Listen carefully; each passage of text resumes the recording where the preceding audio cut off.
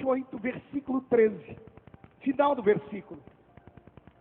A obra dos teus tambores e a obra dos teus pífaros estava em ti. No dia em que foste criado, foram preparados. Deus está dizendo, eu preparei no dia em que eu te criei as obras do tambor e as obras do pífaro. Diga comigo, obras do tambor. Diga, obras do pífaro. Olha para o irmão do seu lado, diga, foram criados no dia em que Deus criou Lúcifer. Agora olhe para mim, vem a parte mais difícil de ser interpretada. Eu desenho qualquer figura morta. Figura morta são figuras com traços. Sou capaz de reproduzir essa arca aqui, por exemplo, porque os seus traços estão bem definidos. Não conseguiria desenhar o rosto de ninguém, porque não são traços definidos. Eu peguei esse texto e coloquei no papel e desenhei uma criatura extraordinária. Eu me emocionei. Fiz um anjo poderoso, com um rosto cor de bronze. Peguei as pedras preciosas que estão escritas aqui, com as quais ele se cobria, e desenhei o seu manto sagrado. Desenhei a sua armadura. Fiz um anjo poderoso com cabelos cor de prata. Ergui as suas asas bem alto. E depois que desenhei este anjo, eu fui ler o versículo no final e disse, agora truncou. Porque está escrito que Deus, no dia em que fez ele, criou as obras do tambor e as obras do pífaro. E eu, como sou desenhista, peguei um tambor e desenhei. Peguei um pífaro e desenhei. E agora fiquei procurando onde colocar nele o tambor e o pífaro. Pendurei o tambor no pescoço dele, ficou feio. Coloquei o pífaro para trás, não dava certo porque pegava nas asas. Tentei amarrar pelos pés, não tinha onde colocar um tambor e um pífaro. E eu falei, Deus, tem alguma coisa errada. Ou o poeta escreveu errado, ou o profeta entendeu errado. O Senhor disse, ninguém entendeu nada errado, está escrito certo. No dia em que eu criei Lúcifer, eu criei a obra do tambor e a obra do pífaro. Eu falei, Senhor, eu peguei o tambor, peguei o pífaro, não consigo encaixar nele. E o Senhor disse, eu não disse que criei nele o tambor. Eu não disse que criei nele o pífaro. Eu criei nele, ou seja, dentro dele, eu criei em ti a obra do tambor e a obra do pífaro. Olha para o seu irmão e diga, está com o coração preparado?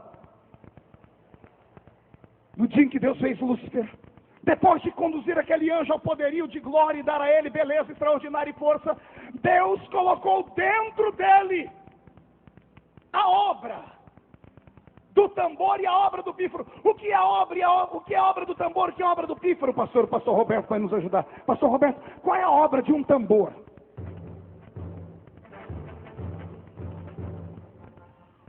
Qual é a obra de um pífaro?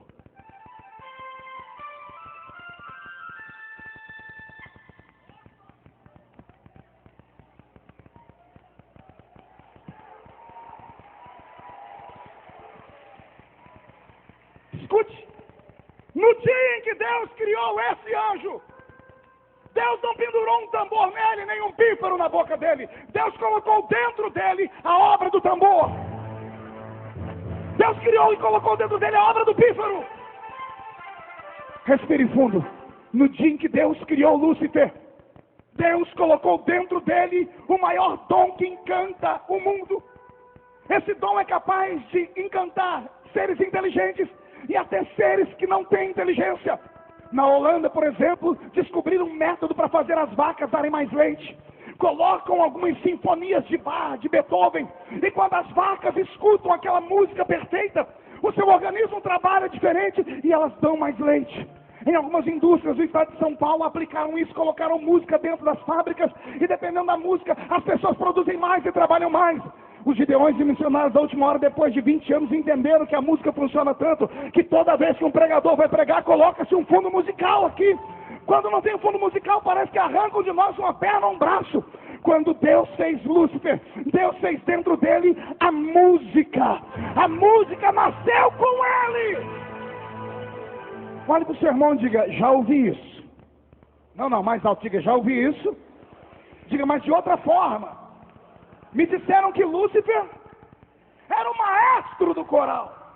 Quem já ouviu essa expressão, maestro do coral? Mão direita para cima, agarre o ombro do seu irmão com carinho e respeito. Chacoalhe ele até ele ficar irritado. Diga, Deus te trouxe hoje aqui só para dar um sacudidela na sua alma aqui. Agora, com base no quê? Não tem Lúcifer com uma batuta na mão regendo, pastor Niltinho. Então, de onde os nossos velhos pais tiraram a ideia de que ele era o maestro de um coral? Se querubim é anjo de guarda, e a gente entende que querubim sustenta o trono de Deus aqui. Lúcifer é um querubim diferente. Pastor Everaldo, Deus deu a ele algo que não deu a nenhum outro ser naquele tempo. E é esse anjo que agora vai encantar os outros anjos. Pergunte como. Só falo se todo mundo perguntar. Se eu entendo do que eu estou falando, Lúcifer era um ser musical. Ele não falava. Ele cantava. Quando ele andava, cada passo que ele dava, saíam sons de música. Quando ele abria as asas, por onde ele passava, os anjos paravam e olhavam e diziam: grande é este ser! Grande é este ser!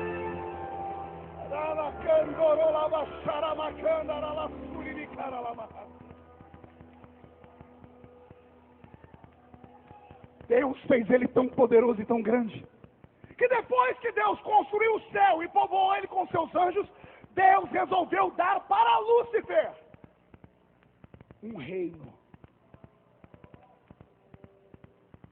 E aí entramos naquilo que o pastor Samuel Ferreira ontem adentrou a história. A terra. A terra primária não foi feita para homens. Ela foi feita para ser habitada, mas não por homens. A terra primária não tinha relva. Por quê? Porque anjos não precisam respirar. A relva existe para produzir o oxigênio. O reino que havia nesse mundo era um reino mineral. E era nesse reino que Lúcifer e os seus anjos passeavam. E você pode encontrar isso pela Bíblia Sagrada em vários textos, de Ezequiel ao livro de Provérbios. Nós vamos encontrar Deus falando que, Deus questionando Jó, onde é que você estava enquanto a estrela da manhã e os anjos cantavam na terra? Está escrito no livro de Jó. Deus disse: a estrela da manhã, ou seja, essa estrela da alva, esse grande anjo, e os demais anjos cantavam aqui nesse reino, aqui na terra. A Bíblia diz que ele pisava sobre pedras afogueadas. Este nosso mundo era povoado por outros seres. Aqui era um grande conservatório. Um grande o quê, igreja? Não ouvi um grande o quê? E esse conservatório era tão lindo. E Lúcifer era o regente. Era ele quem ensinava a cada um dos anjos a sua nota musical. Eram esses anjos que encantavam aqui, aprendiam músicas, palavras poderosíssimas foram criadas só por ele. E quando o coral estava bem ensaiado, quando a música estava pronta, ele marcava uma audiência lá no monte da congregação. Falava com Deus, Deus preparava os anjos para um dia de festa. E Deus avisava a todos: hoje teremos um coral cantando. E pode imaginar, 1/3 da parte dos anjos sendo cantores. Imagine, 1/3 dos anjos subindo ao céu com as suas asas, com a sua auréola, com a sua beleza, com a sua glória. E Lúcifer olhando para o regente mor, que é o Senhor, dizendo: esta música nós fizemos para ti. E quando ele começa a reger, um coral de anjos cantando, esses anjos cantando tão alto, ao ponto de fazer a eternidade toda tremerem. E quando a música terminava, Deus dizia: tu és o mais belo de todos.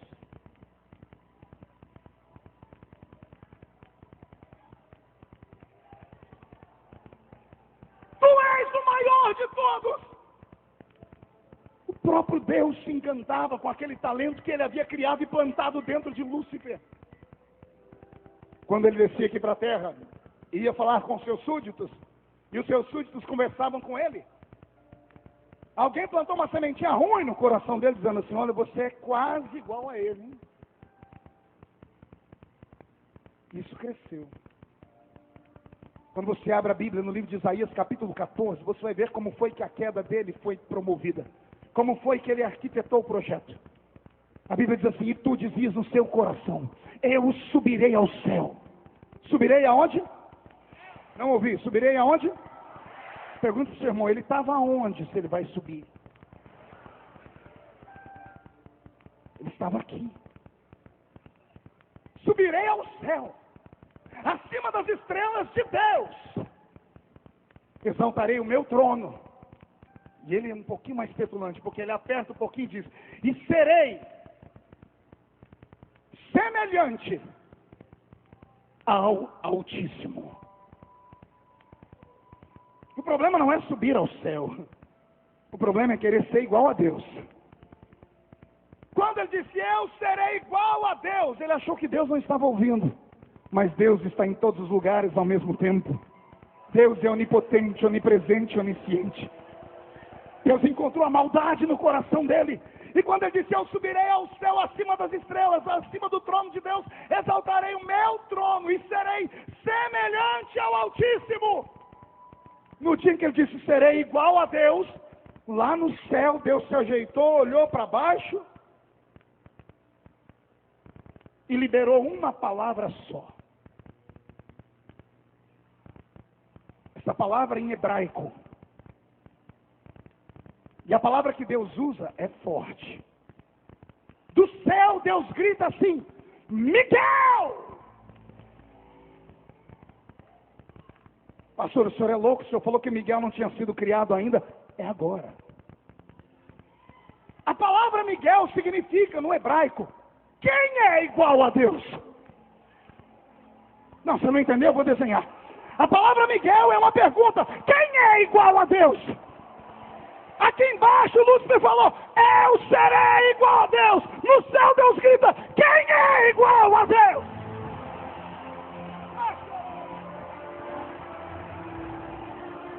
Quando Deus diz quem é igual a Ele, as palavras com oxigênio se articulam e criam o mais poderoso de todos os anjos. E ele sai de dentro da eternidade com uma espada de fogo nas mãos, gigante, poderoso. Ouve a voz de Deus e o Senhor diz: tem alguém querendo ser igual a mim, você será o escudo. Quando alguém olhar para você, você vai dizer: ninguém é igual a Deus, ninguém é igual a Deus, ninguém é igual a Deus, ninguém é.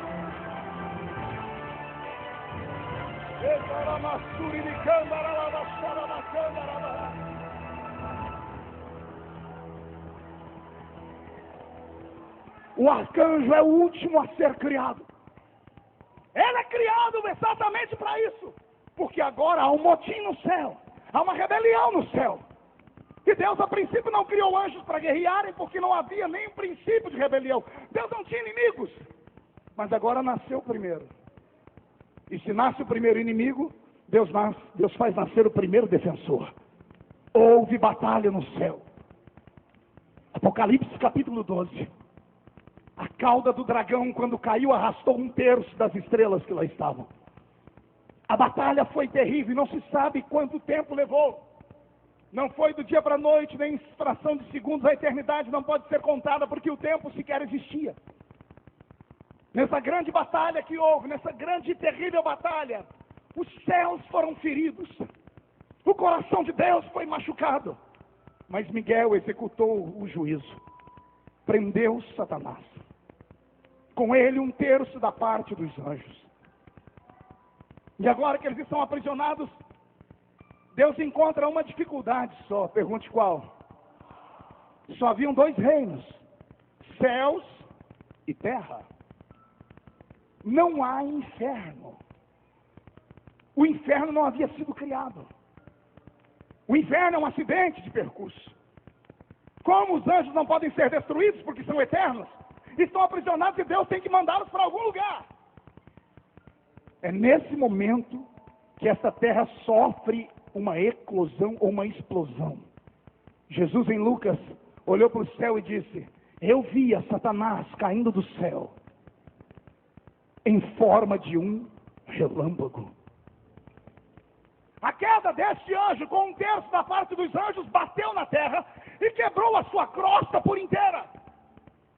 E o que havia do fundo da terra veio brotando em forma de águas. E todos os anjos foram aprisionados, os anjos caídos foram aprisionados nas águas. Pastor, o senhor é louco? Não. Ezequiel capítulo 27, olha o que está escrito no versículo 27. As tuas fazendas, as tuas feiras, o teu negócio, os teus marinheiros, os teus pilotos, os que consertavam as suas tendas, os que faziam seus negócios, e todos os teus soldados que estão em ti, juntamente com toda a congregação que está no meio de ti, cairão no meio dos ares no dia da tua queda. No versículo 24, no tempo em que foste quebrantada nos mares, nas profundezas das águas caíram os teus negócios e toda a congregação no meio de ti. A terra foi destruída e esses seres foram aprisionados nas águas. Agora que eles estão aprisionados nas águas e as águas insuflam a terra, Deus tem que prender-os lá. E a Bíblia diz no versículo 2, a terra era sem forma e o Espírito de Deus, a palavra pairava significa movia-se, como um carcereiro que cuidava. Em um texto no hebraico diz que a palavra pairava é cubava, criava para o novo renascimento. O Senhor aprisiona esses seres nas águas, porque Ele tem que construir o inferno para eles. Só que o inferno ainda não está criado, porque não havia ainda trevas.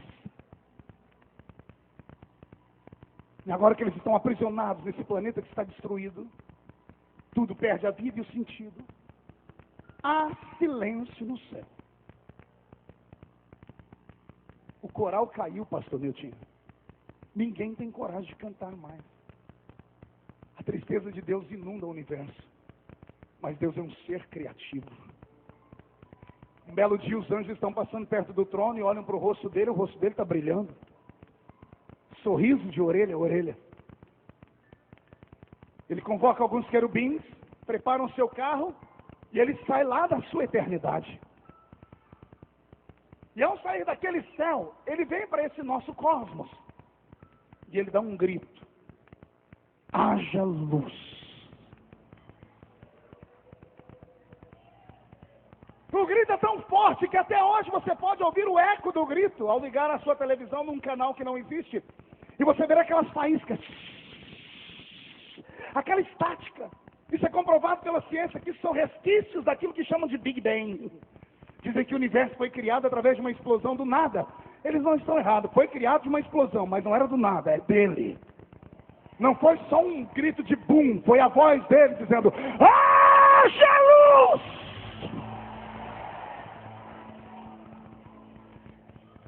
Há uma criação mais poderosa do que a terra. Se você ler depois no livro de Provérbios, capítulo 8, verso 26, você vai dizer, Deus dizendo assim através do grande sábio, antes de fazer a terra, eu fiz o pó do mundo. Antes do pó da terra, existe o pó do mundo. E o pó do mundo, para quem estuda, a ciência chama de átomos, que são divididos em nêutrons, prótons e elétrons. Disso tudo veio toda a matéria que existe, até esses buracos negros que enxergamos lá em cima no cosmos, esse vácuo. O cientista Stephen Hawking diz que isso não é amplitude de espaço apenas, é matéria também, só que é chamada de matéria negra. E ela é tão grande que ela é capaz de engolir tudo aquilo que está ao seu redor. Nada nesse mundo é sem sentido. Deus agora sentado nos ombros desses anjos voa e chega nesse planeta que estava destruído. A palavra sem forma e vazia refere-se a caos. Caos é destruição. Mas se você ler Isaías capítulo 45, verso 18, você vai ver Deus dizendo, eu criei a terra não para ser um caos, eu criei a terra para ser habitada. A terra não pode ser sem forma e vazia. Então ela foi criada numa performance perfeita. Deus criou esse mundo e deu as suas criaturas angelicais, mas eles não mereceram. E agora que Deus está sentado nas asas do seu querubim, ele chega nesse planeta onde o Espírito de Deus paira sobre as águas. E Deus, feliz, começa a recriar. Haja separação entre luz e trevas. Haja separação entre águas e terras. Haja separação, haja criação disso, daquilo, e Deus vai enfeitando. Deus vai transformando esse reino, que era um reino mineral. Era um reino o quê? Não ouvi?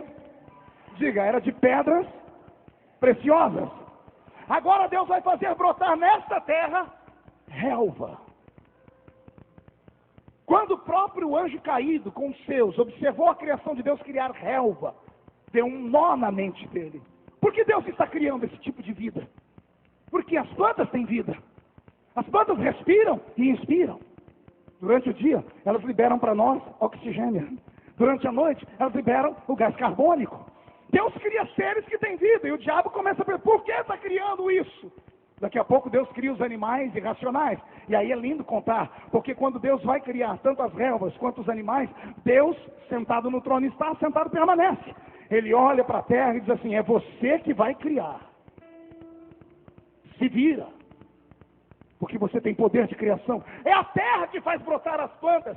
Por isso existe uma infinidade de cores e tamanhos. É a terra que vai fazer brotar os animais irracionais. Por isso existem desde pequenas partículas infinitamente mínimas, como as amebas, até os grandes dinossauros que foram criados em um outro tempo. E se algum crente aqui dentro não acreditar que criou-se Deus nessa terra, dinossauros, pode deixar de acreditar na Bíblia. Pastor, mas existiu em que tempo? No tempo em que Deus criou os animais, os répteis. E como é que eles terminaram, pastor? Sei lá, a ciência tem um monte de pensamento, eu tenho os meus. Nos últimos 50 anos, quantos animais entraram em extinção no planeta Terra? Se hoje, com toda a tecnologia no mundo, os animais são extintos, imagina naquele tempo. Pastor, mas a Terra foi criada em 6 dias, mas não são 6 dias como nós contamos hoje. Os dias em que nós contamos são dias de 24 horas, e para haver dias de 24 horas tem que ter primeiro o dia e depois a noite. Quem é que rege o dia? O sol. Quem é que rege a noite? Quem rege o dia? Quem rege a noite? A cotovelo do sermão diga, tem um problema. Porque o sol e a lua só aparecem no 4º dia. Se o sol e a lua aparecem só no 4º dia, os dias não eram contados como hoje. Ah, pastor, então quer dizer que eu posso acreditar na ciência, por exemplo, do homem de Pequim, que encontraram os resquícios dele com 2 milhões de anos? É claro que não, Bocó. Porque homem só tem um. A Bíblia diz que o primeiro criado foi Adão. Homem, imagem e semelhança de Deus, é só um. De Adão para cá, de 6 mil anos para cá, qualquer osso encontrado no passado são animais. Animais que não conhecemos, símios. Sabe Deus o quê? Quando falo do homem de Neandertal, que andava encurvado, não é homem. É uma espécie de macaco, sei lá o quê, mas não é homem. Porque homem, segundo a Bíblia, é imagem